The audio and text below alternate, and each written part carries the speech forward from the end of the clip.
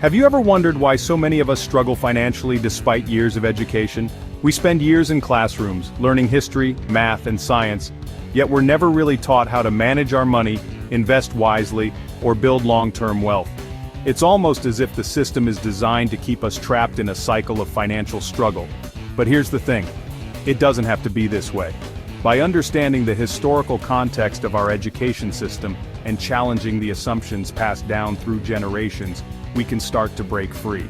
It's time to pull back the curtain and expose the truth about why school might not have prepared us for financial success, and more importantly, what we can do about it.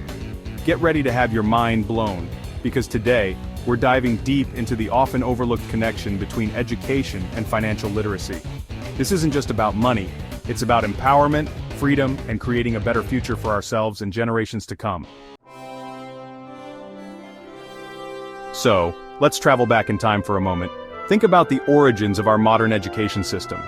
It was largely designed during the Industrial Revolution, right? A time when factories needed workers, cogs in the machine.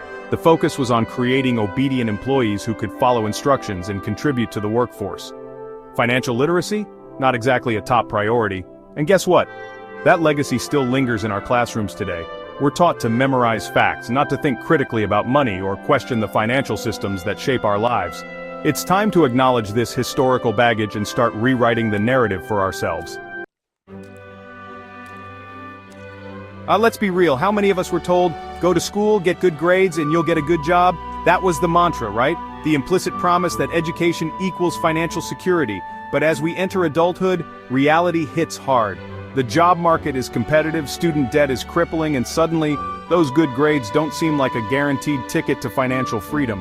It's not about blaming our parents or teachers, they were taught the same things. But it is about recognizing that these well-intentioned assumptions about education and success might not be serving us anymore.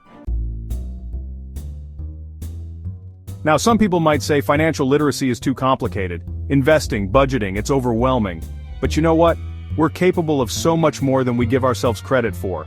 Think about it. We learned algebra, dissected frogs, and wrote 10-page papers. Understanding basic financial concepts is not rocket science. It's about shifting our mindset from fear and avoidance to curiosity and empowerment. Let's ditch the excuse that it's too complex. There are tons of resources available, from books to podcasts to online courses, that break down these concepts in simple, understandable ways. Here's a thought that might make you uncomfortable. Who benefits from keeping the masses financially illiterate? Think about it. If we're all struggling with debt and financial insecurity, we're less likely to question the status quo. We're less likely to demand better wages, fairer systems, and a more equitable distribution of wealth. It's time to acknowledge that there are power structures in place that benefit from our financial ignorance. But knowledge is power. And by educating ourselves, we can start to dismantle these systems and create a more just and equitable world for everyone. Chapter 5. Breaking the Cycle. The good news is, we have the power to break free from this cycle of financial struggle. It starts with acknowledging the problem and committing to our own financial education. Then, take those baby steps. Create a budget, even if it's just tracking your spending for a month. Start learning about investing, even if it's just with a small amount of money. Remember, financial literacy is a journey, not a destination. It's about making conscious choices, building healthy habits, and empowering ourselves to create a more secure future. Chapter 6. Actionable takeaways. Okay, let's get practical.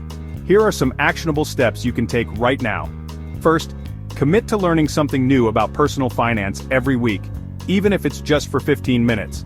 Second, find a financial buddy, someone you can talk to about money without shame or judgment. Support each other, share resources, and hold each other accountable.